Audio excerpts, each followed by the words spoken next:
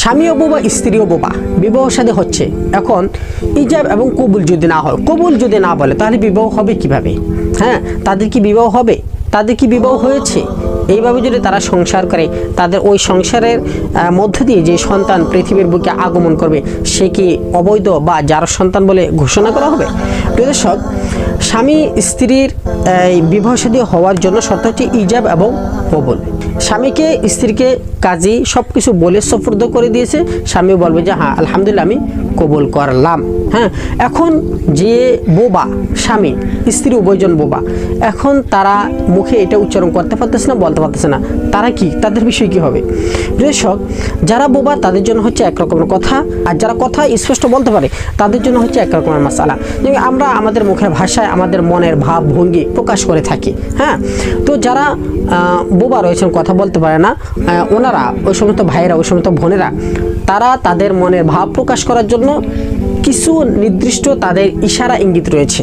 হ্যাঁ, আমাদের ফ্যামিলির মধ্যে, সদস্যের মধ্যে বা আমাদের গ্রাম অঞ্চলের মধ্যে যারা এরকম রয়েছে, তারা কথা কিভাবে বলে, তাদের বলা স্টাইলকে, ধরন কি, হ্যাঁ এই কথাটা কি, হ্যাঁ হ্যাঁ এইভাবে বলে বুঝায়, বা যে কোনো পদ্ধতিতে করে বুঝায় যে আমি এটা রাজি আছি। তো বিদায় তাদের ক্ষেত্রে মুখে বলা জরুরি নয়, তারা মুখে বললেও বিবাহ হয়ে যাবে, না বললেও বিবাহ হয়ে যাবে, কারণ তাদের দিলের ভিতরে আছে যে সে বিবাহ করতেছে।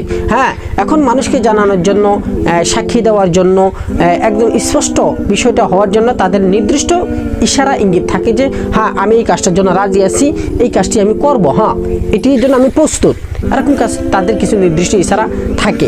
এই জন্য তাদের ওই ইশারার দ্বারা তারা বুঝে নেবে যে হ্যাঁ এই ব্যক্তি কি বলছে, কবুল বলছে। এছাড়া যেরকম কোরবানির মাসআলার মধ্যে বিসমিল্লাহ আল্লাহু আকবার বলতে হবে, না বললে ওলামা ইকরামদের এখানে অনেক বড় ইখতিলাফ আছে, অনেকগুলো কথা আছে এখানে। যদি বিসমিল্লাহ আল্লাহু আকবার না বলে, যারা খাজা মঈনুদ্দিন চিশতি রাহমাতুল্লাহি আলাইহির নামে জবাই করতেছি, এটা একদম হারাম হয়ে গেছে, আল্লাহ ছাড়া অন্য কারো নামে জবাই করছে, হারাম হয়ে গেছে। এখন বোবা লোক যারা বিসমিল্লাহ আল্লাহু আকবার তো বলতে পারে না, তারা যদি জবাই করে ওই গোশত কি হারাম হয়ে যাবে? ওই কোরবানি জানোয়ার কি হারাম হয়ে যাবে? এটা কি খাওয়া যাবে না? হ্যাঁ অবশ্যই যাবে, কারণ সে মুসলমান, তার দিলের ভিতরে আল্লাহ নাম আছে, ঈমান আছে, সে ইশারা দিয়ে বা যেভাবে হোক আল্লাহর নামে ইশারা দিছে জবাই করতেছি, বা যেভাবে বোঝানোর উদ্দেশ্যে সে সেভাবে বুঝিয়ে যদি জবাই করে দেয়, ওটা কি জবাই হয়ে যাবে, ওটা হালাল হবে। এই বিষয়টা সেম টু সেম।